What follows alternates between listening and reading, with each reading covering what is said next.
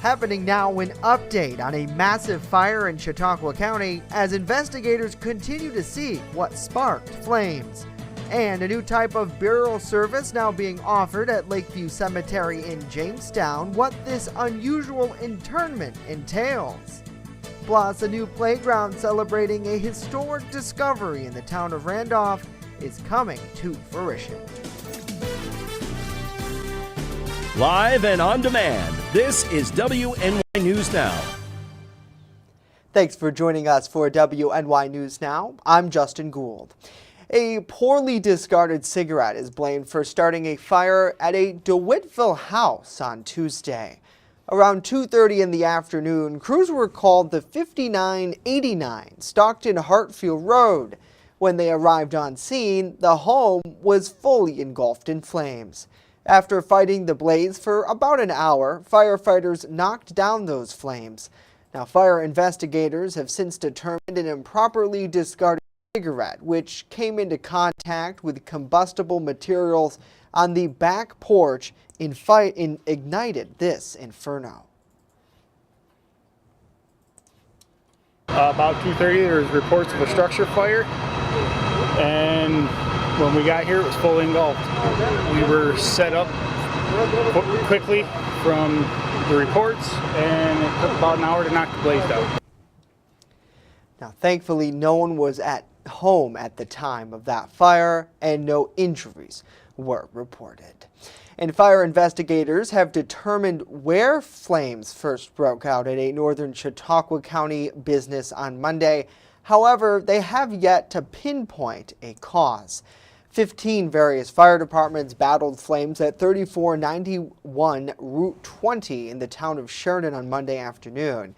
Now, due to the vastness of this building, along with construction debris littered throughout the structure, officials tell us it took them several hours to extinguish the fire.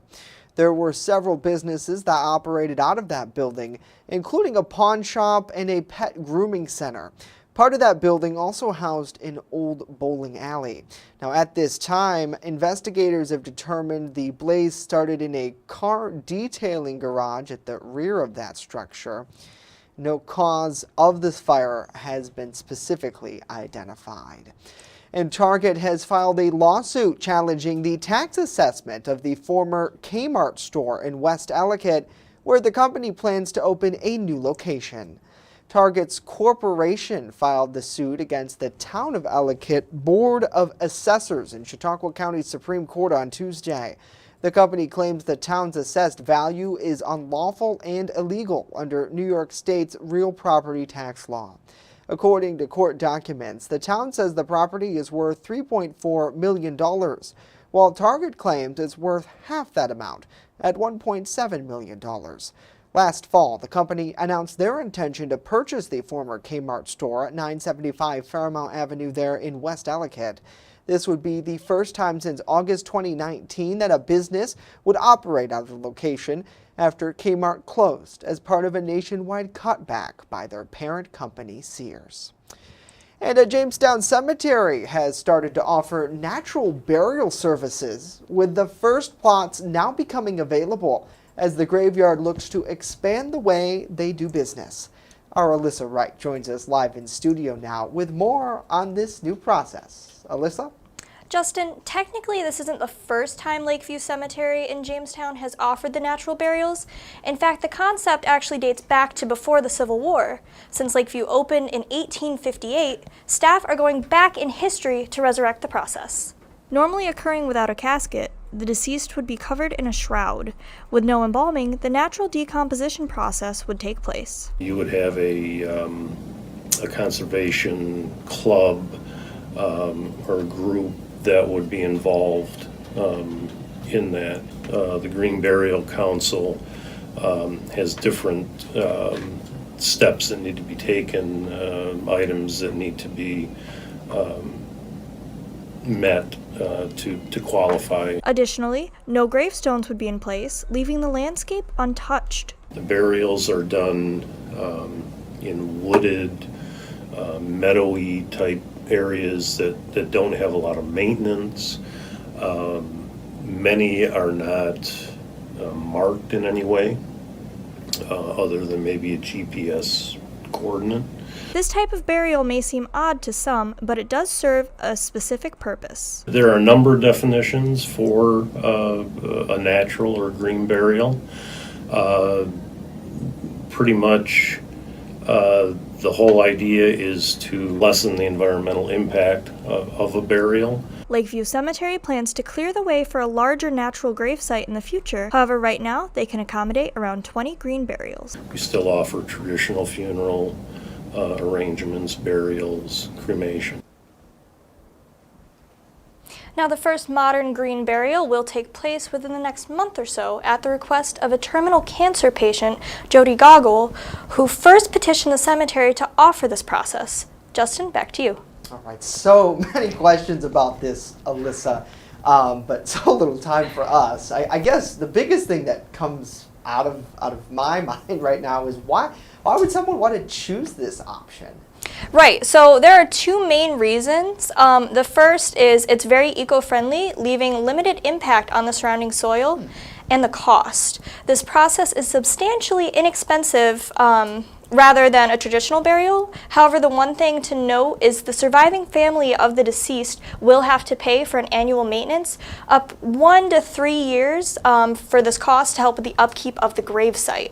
Yeah, very interesting, and certainly not a new process, as you mentioned the historical context there, but definitely new in the sense of our recent history here in Jamestown. Yes. Alyssa Wright joining us today with that. Alyssa, thank you very much. And I suppose, switching gears now, let's get a check of our weather forecast. I don't even know what the transition is here, Dakota, to this, but nevertheless, it's a nice day for a funeral. God, did I just say that? It is not, I mean, truthfully, let's right? Just move on here. This is while Justin gets the pain thing gets out there by corporate. This is the Salamanca Skycam, and we have the camera up because there actually is a small little isolated shower north of Salamanca and actually further out to the east. And as a matter of fact, you see, Justin just talked about something. Now my clicker's not going to work. This is great. There it goes. And you can see here that there's a couple little isolated showers in central and then eastern Cattaraugus County. That's pretty much in terms of the precipitation that we have so far, but we still could see a few more through the afternoon hours today. The official high yesterday was 79, started the day at 60. Notice how the average high now is 81. This is because we're using 30-year climate records now dating from 1990 to 2020, and during those 30 years, our average high goes from 80 to 81. 96 and 39 are the records. So through the afternoon here, partial sunshine, very spotty afternoon, showers and thunderstorms, less humid, 71 to 80 with a west wind. Now, we do have, again, small chance for a shower, but turns drier again. We'll talk about it with that Ultimate Satellite Solution 7-day forecast later on in the show, Justin. All right, Dakota, thanks. As we continue this next half hour, a look at the influx of people coming here to New York State following the overturning of Roe v. Wade, the implications next. And later, how the lack of rain now impacting local farmers. Stay with us. WNY News Now. We'll be right back after this.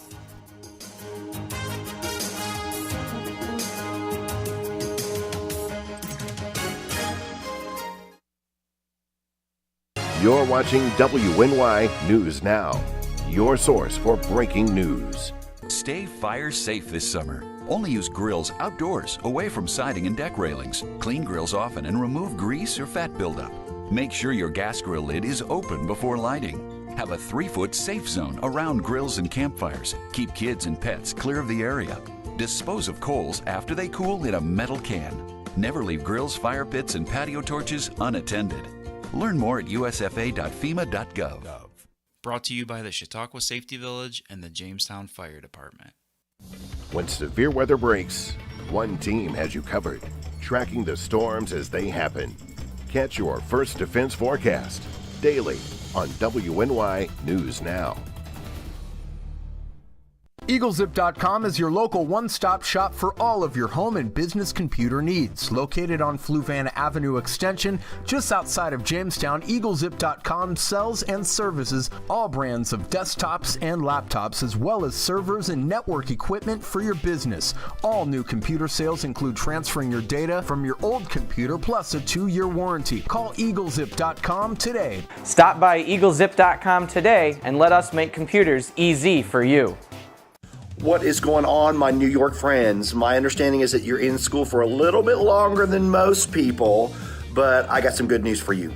Where are you going to be on September 10th? In Jamestown, New York, with me at 7 o'clock at the Reglena Theater, and you can get your tickets at reglena.com, REGLENNA.com. Make sure that you grab those now. It's going to be so much fun. Jamestown, New York, September 10th. Come and have fun with me. With coverage that matters, this is WNY News Now. Just weeks after the landmark Supreme Court ruling overturning Roe v. Wade, safe harbor states like New York have seen an influx in patients seeking care. Our Julia Gress is hearing from our governor, who says this is an increase which is just beginning. Places like Western New York are seeing a major increase in women from Pennsylvania, which has more restrictions. Ohio, we're seeing a surge of cases from elsewhere. They're coming now to our providers. And we saw this, we knew this would happen, not just from 1970, just common sense told us they're going to come here. Governor Kathy Hochul assures those nationwide that the state will always remain a safe harbor and that she is working to ease the transition of doctors currently working in other states who may now need to come to New York to continue their work in reproductive health care. So today, we are announcing the first $10 million of actual grants to the providers, where they're going, and those will go to 13 organizations with 63 facilities and clinics across the state. The state has allocated $35 million to protect abortion rights, including $10 million to be spent on security. The rest of the money will go towards supporting and expanding provider networks. The next step, according to the governor, is to enshrine abortion rights in the state's constitution. I took the opportunity while we had the legislature convened for an extraordinary session, that's what it's called, an extraordinary session, to consider this amendment. So we passed they passed the Equality Amendment, and that'll address health care and reproductive autonomy, and these rights will remain. The state is also working with the federal government to provide over-the-counter contraception and medical abortion pills. New York insurance companies are already mandated to cover abortions. Julia Gress, WNY News Now. Julia, thank you. Hochul also preparing for legal battles, but assuring that doctors will be protected from extradition across state lines. And if you've spent any time at any of the beaches along Lake Erie lately, you may have noticed a big ship now canvassing the water. Our news partner at WNY News Now found out it's the NOAA vessel Thomas Jefferson, taking detailed pictures of the lake's floor. It's been canvassing the lake for the past week using high-tech sonar to help mariners understand what's beneath the water. The Thomas Jefferson typically spends its time in ocean water, but it's on a much-needed mapping mission of Lake Erie, a job that hasn't been done since the 1940s. The NOAA Weather Office in Cleveland tells WNY News Now the ship works 24/7 for 2 weeks at a time and then will head back to port in Cleveland. Education is one of the biggest winners in Pennsylvania's new budget, which was signed by Governor Tom Wolf last week. $45.2 billion in that budget is about a 3% increase in state spending from the last fiscal year, and it includes an additional $1.8 billion for education. New investments include $525 million for K-12 schools and $225 million for state's 100 poorest districts, also known as the Level Up Initiative. Governor Wolf has been calling on the General Assembly to increase spending for public education in recent legislative sessions. This week he shared his reaction and says the state is well positioned for future investments. I'm very proud of all the things that we've done in this budget. We're focused on the things that actually really matter to people of Pennsylvania, and that's what we're doing with the money that we have, and we're also saving. We have a record rainy day fund. We have a record opening balance for the next years, whoever the governor is next year. Lawmakers from both parties were also able to agree on hundreds of millions of dollars for special education, school safety and security, and school mental health services. Jalen Walker will be laid to rest today. There will be a viewing at the Akron Civic Center, followed by a funeral. Wednesday is also the citywide day of mourning following weeks of protests there. The 25-year-old was killed in an officer-involved shooting when police say he fled a traffic stop. Walker was shot more than 60 times during that incident. A preliminary report by the Summit County Medical Examiner shows Walker was handcuffed behind his back when his body was brought to the coroner's office last week. Authorities say Walker was not armed at the time of his death, but a gun was found in his car, and they say he may have fired at officers during that police chase. A final autopsy report will be turned over to the Ohio Bureau of Criminal Investigators. The department is checking for criminal wrongdoing by the officers involved. And it's another gorgeous day in our region, which is wonderful for many of us, but is quickly becoming a problem for local farmers. Our area is well below its average rainfall totals, taking on a toll on crops and on farmers who desperately need a strong season. WNY News Now's Ethan Kibbe reports. Dottie Wagner devoted her life to her family's farm in Northeast. Decades of labor growing cherries, grapes, and other fruits. I thought I was going to be able to retire at 65 and I was going to be able to travel. My kids would take over the farm. Instead, the 71-year-old still works every day. And instead of a retirement account, she has a new loan, one she had to take out to afford fuel for spring planting.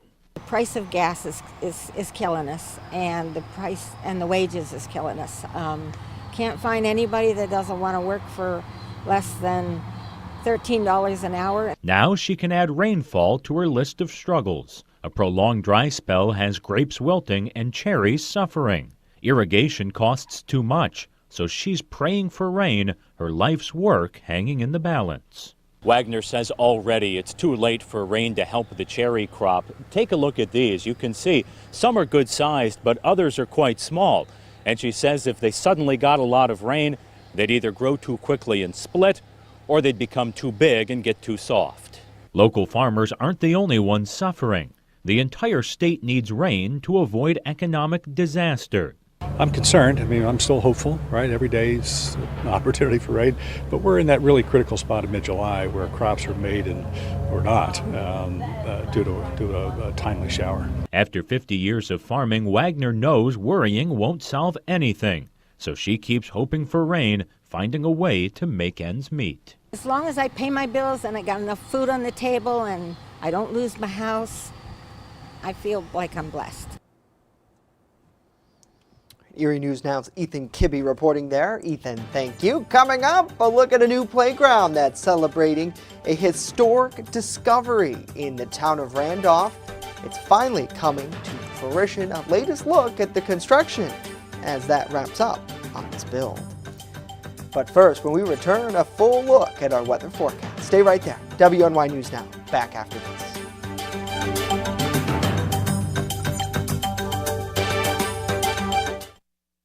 You're watching WNY News Now, where coverage comes first. How prepared is your family if a hurricane shows up at your doorstep, or a flood, or a blizzard? You can't just turn away a natural disaster. That's why it's important to go to ready.gov/plan now. It has the tools and tips you need to make an emergency plan with your family. So if disaster comes knocking, let's go. You'll be ready to help keep your family safe. It's just a pizza. Yes. Make a plan today. I'm a survivor. I'm a survivor. I'm a survivor. Testicular cancer is the leading form of cancer in men aged 15 to 35. 1 in 250 men will be diagnosed with testicular cancer. But 98% will survive if detected early. As a survivor, I believe early detection is the key. Learn how to do a testicular self-exam and other important facts about testicular cancer at oneball4tc.com. You're watching WNY News Now, your source for breaking news. Fast, accurate, and every day. First Defense Weather. Welcome back, everybody. Wanted to start off with this beautiful picture of the moon. Our friend Don sending this in to us. And man, I don't know what he took this picture or what he had to take this picture. If it was a phone camera, because if he took this with his phone, he must have the best phone camera in the world. Or if this was from a DSLR. Not sure, but man, that is beautiful right there. The moon. Oh, okay.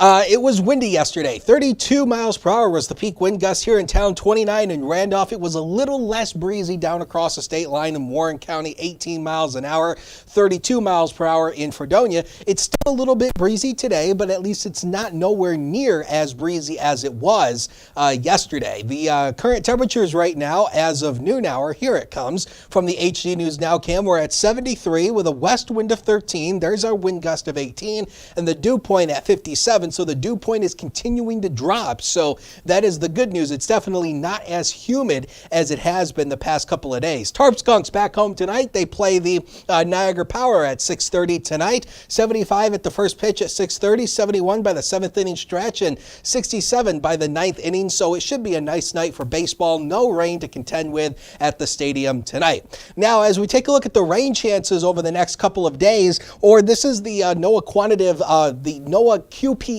quantitative precipitation forecast over the next 5 days, and it's pointing at most a half inch. Understand, we are running over 3 inches below normal rainfall for the summer season, so we need more than that. First defense Doppler radar, these are some of those showers out that we had talked about that are mainly across the central and then eastern part of Cattaraugus County. These are mainly just little isolated showers, and that's basically what it's going to be today. Just isolated, scattered showers across the region today. We have a front moving on through with an area of low pressure passing to the north, so that'll at least produce a few scattered showers. So the newest run of the computer modeling paints that idea of those isolated showers. Don't think it will be in this kind of coverage, but you're getting the idea. Isolated showers through the afternoon, partly to mostly cloudy through the overnight hours tonight. Tomorrow we do hang on to a small chance for at least an isolated shower, but we should be mainly dry with partly to mostly sunny skies. And then Friday will be a looker of a day with a lot of sunshine and temperatures returning back up to the lower 80s. So we start tomorrow around 57, 72 at noon. And 77 at 5 o'clock. Again, just that small chance for a shower. Now, the next 7 days of your life, powered by Ultimate Satellite Solutions. So we're down to 77 tomorrow. Up to 80 Friday, lots of sunshine, a little more muggy Saturday and Sunday, a small chance for an isolated shower Sunday, but mostly dry. Again, a small chance for a shower on Monday, but even that is scattered. And then we turn drier and muggier again, Justin, by Tuesday. So the rain today, tomorrow, and Monday, none of that's going to cut what we need. Yeah, certainly still definitely looking towards those skies. So Dakota, thank you. Around the nation now, the House Select Committee investigating the Capitol riot has notified the Justice Department of an alleged attempt by former President Donald Trump to contact a committee witness. Vice Chairwoman Liz Cheney made the allegation during Tuesday's hearing. She said the witness hasn't been publicly identified or featured in the committee's presentations on the Capitol insurrection. According to Cheney, the person did not answer or respond to his call, instead alerting their lawyer, who then in turn told the committee. Congresswoman Jamie Raskin, who is on the committee, said it's not clear yet if the allegation would amount to witness tampering, which is a federal crime. A spokesman for the D.C. U.S. Attorney's Office, which is handling the January 6th prosecution, has declined to comment. And as the House of Representatives looks at bills that would essentially legalize abortion in every state, the Senate looking at the legal implications of overturning Roe. Advocates on both sides of this issue testified yesterday.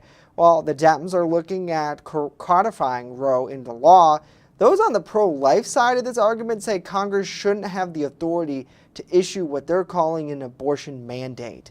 In a Senate Judiciary Committee, those who testified on the pro-life side of this argument say that overturning Roe now left these decisions up to the states, and argued that there should now be more resources towards pregnancy centers for those who need help raising children.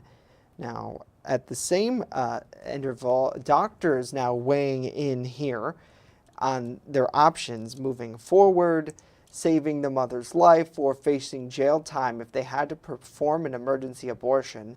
They also worry that their mortality rates, especially for women of color, could climb even higher, taking away options to possibly help save their life. While the issue of abortion is, of course, a controversial one, lawmakers on both sides of the aisle say they are starting to face common ground on the issue.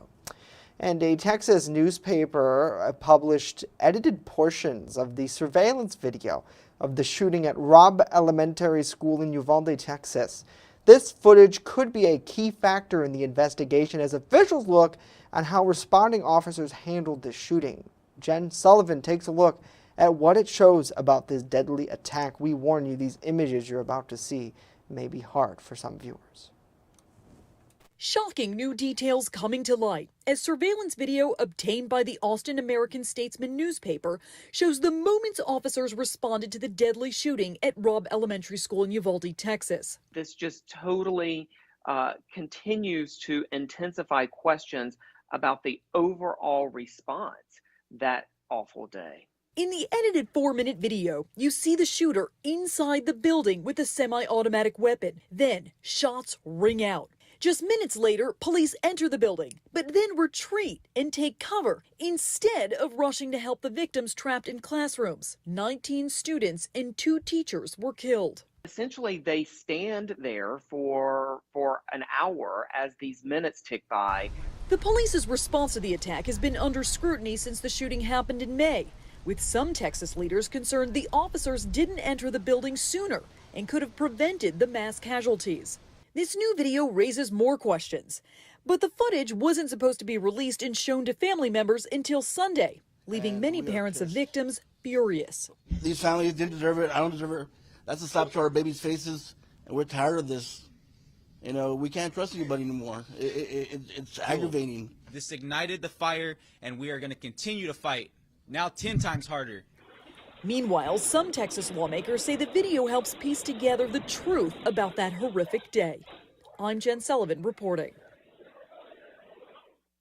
With coverage that matters, this is WNY News Now. Slow down. Slow down and move over. Move over. When you see signs, Lights. Vests. please give us some room. Slow down. Slow down and move over. When you need help, It's our job to help you. to save you. Despite the danger. This danger. This danger is real. Do your part. Please Slow down. Slow down. And move over. move over.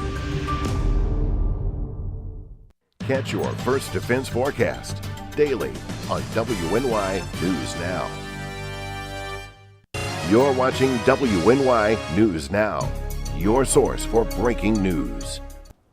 A new playground celebrating a historic discovery in the town of Randolph is coming to fruition. Back in 2019, the Randolph Area Community Development Corporation, best known locally as RADC, first started working on plans to build the new play structure at Whedon Park. After a slight hiatus due to the pandemic, the group's plans now finally coming to life. The town was looking at doing something with the tennis courts because they had kind of dilapidated and not been used in many, many years. So the Kaboom Design Challenge came about, and I looked into it and actually discussed doing something with the mammoth because I've always been obsessed kind of with the Randolph mammoth. The Randolph mammoth, one of the most complete examples of its species ever discovered in New York State, was found in May 1934 while workers were building a pond at the state fish hatchery. We have the rickety walk, the rickety bridge will be one very fun thing. We have the, you can see behind us, or maybe you can't, we have the big log that they will be can crawl through, crawl over, do everything. They have the fossils that they will play on. Yep, the initial concept was based off of the Randolph mammoth, so we have a mammoth, or a fossil of a mammoth that will be laid in the ground.